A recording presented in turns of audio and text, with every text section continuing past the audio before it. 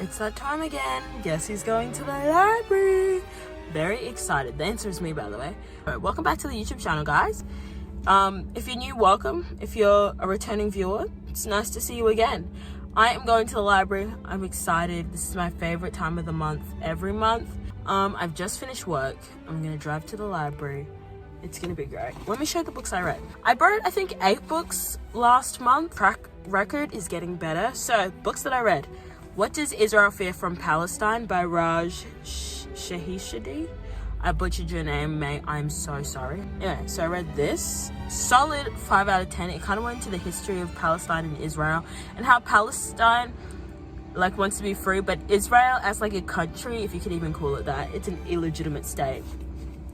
They are built on violence, so they need this conflict to be happening in order for them to go on, because it's so ingrained into their history and their past. I also read Kill Your Husbands by Jack Heath. This was my favorite read. Jack Heath is really good. I liked this book. I wasn't expecting the murderer to be who it was. This one is a solid 4 out of 5 stars. I'll give the Palestine book a 5 out of 5. I also read this. I started The Foxglove King. The premise is good, but the more I started reading, the more I was like, wait, I know exactly where this plot is going, and I'm not sure how I feel about the fact that I could read this book like a book. So I got about 3/4 of the way in.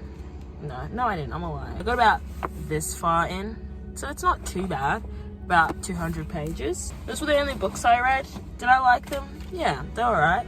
I also know I said that my track record was getting better, but now that I'm sitting in my car and actually thinking about it, my track record is jack, bro. I'm barely reading. I'm trying my best, because obviously I can feel the crushing weight of capitalism every single day, and it makes it so that if I'm doing a hobby, I feel really unproductive. But I know I just need to get over myself and do it. The bag that I'm taking with me is a lot smaller than the bag that I usually take with me, mostly because it broke, if you remember from last video.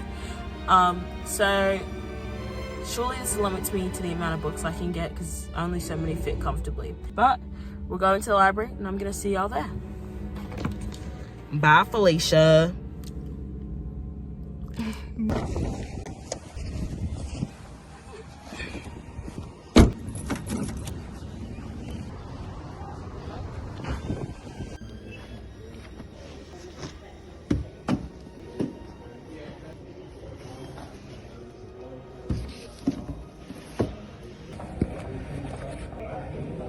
We're gonna go upstairs and check in on young adults, and then we're gonna come back downstairs.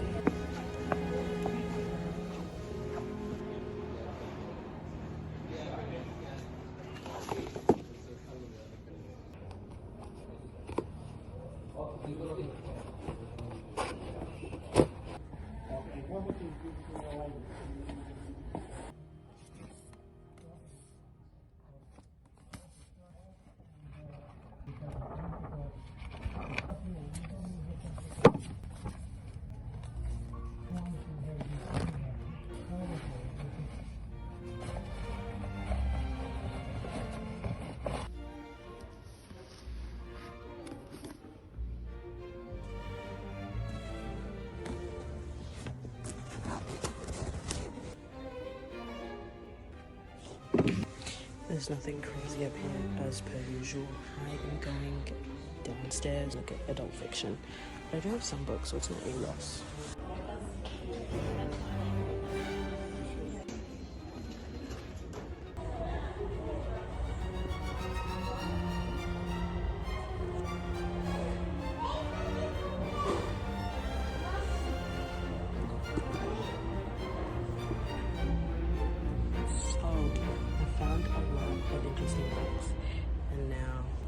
Space to put them all in, so I'm gonna limit myself to 2 more books, and then I'll show you. It's a lot of books, actually. It's kind of embarrassing, but maybe I'll read them.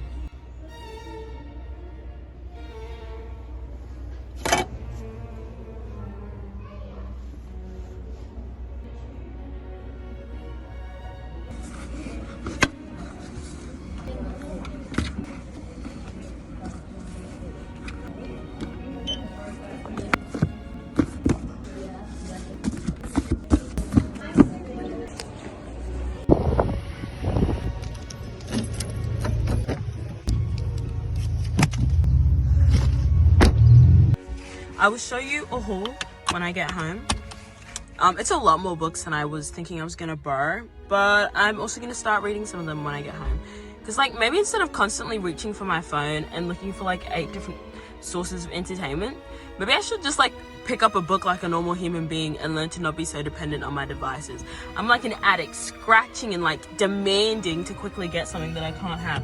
Why am I always looking for the next dopamine rush, as if my life's about to end if I don't get it? Like, it's low-key embarrassing. So I'm gonna go home, I'm gonna give you a haul, and then I am going to maybe even start reading some of my books. Here's to being less dependent on the dopamine a machine will give you. I am trying to be more responsible with the way that I consume media and the fact that I'm constantly on my phone. So hopefully, like, having so many books, maybe I'm like constantly thinking about, you know, the fact that I have to return them soon. Plus, I'm pretty sure I just really like reading. I used to be able to read like the amount of books that I borrowed in like I used to be able to read like 2 books in like 3 sittings.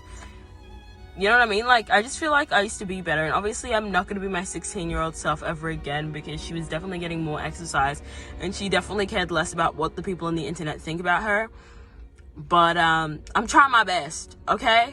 So I'm gonna go home, I'm gonna meet y'all there. Back from the library, I know. And let me show you all of the books I've borrowed. I've borrowed 12 in total, which was a bit more than last month. I think by the end of the year, I'm gonna be able to have a really good graph on like where my reading has gone. Maybe I'll do a video that at the end of the year that wraps this all up. But let me show you all the books that I borrowed. Most of these were adult fiction, a couple were YA. No, sorry, as my library likes to call it, teen fiction. Like, we have children fiction, teen fiction, and adult fiction.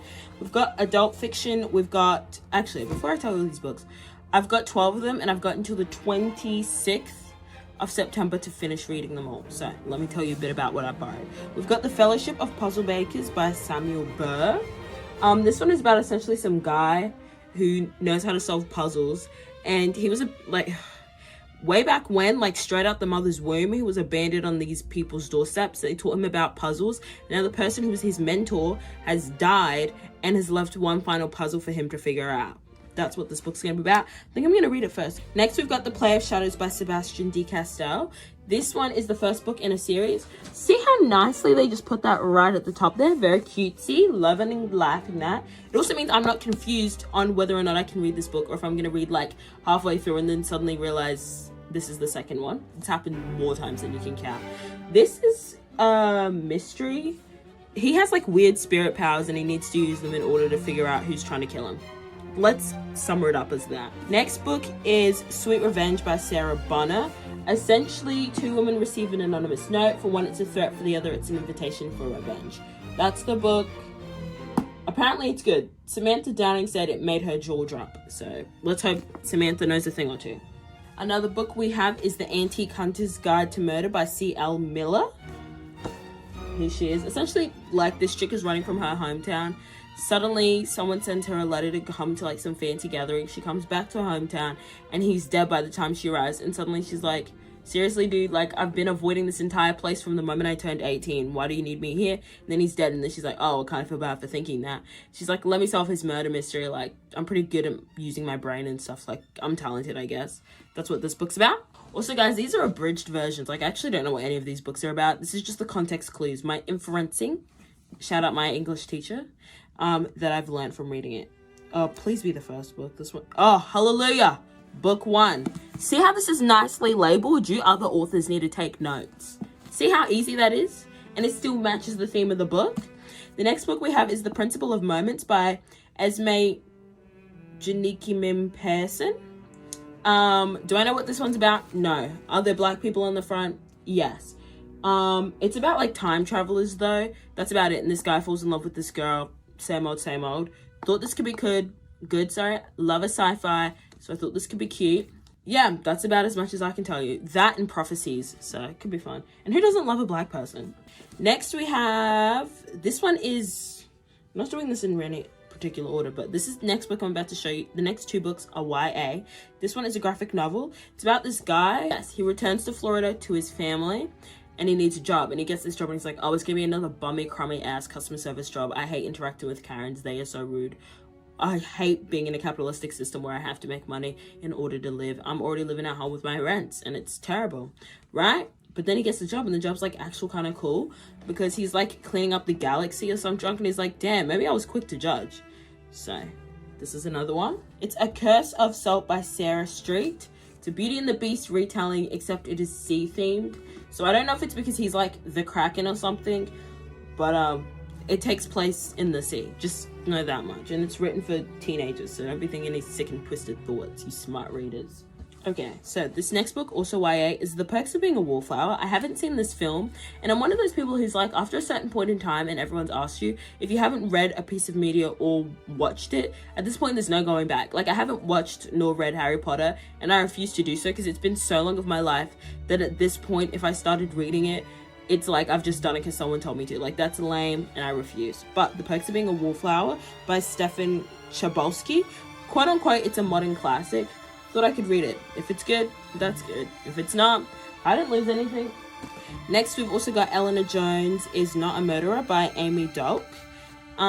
This is a murder mystery. She essentially doesn't talk to anyone except for like one person, and then the second she talks to him, well, she doesn't even talk to him. She leaves him a voicemail, and the police see it and is like, oh, this girl murdered him. She talked to one person one time. You talk to a man and that's what happens. They frame you for murder. Y'all be careful out there. Next we have Welcome to Hell Street, My Trans Misadventure by Lewis Hancock. It's essentially him talking about what his life was like when he was younger.